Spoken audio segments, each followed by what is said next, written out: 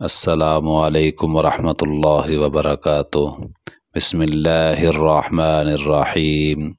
شروع اللہ کے نام سے جو بڑا مہربان نہایت رحم والا ہے۔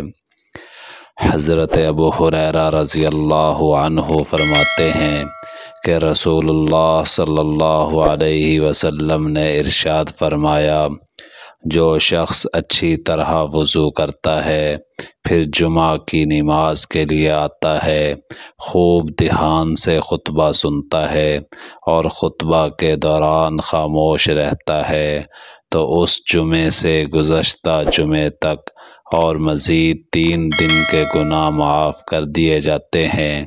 جس شخص نے کنکریوں کو ہاتھ لگایا یعنی دوران خطبہ ان سے کھیلتا رہا یا ہاتھ چٹائی اور کپڑے وغیرہ سے کھیلتا رہا تو اس نے فضول کام کیا اور اس کی وجہ سے جمعہ کا خاص ثواب ضائع کر دیا۔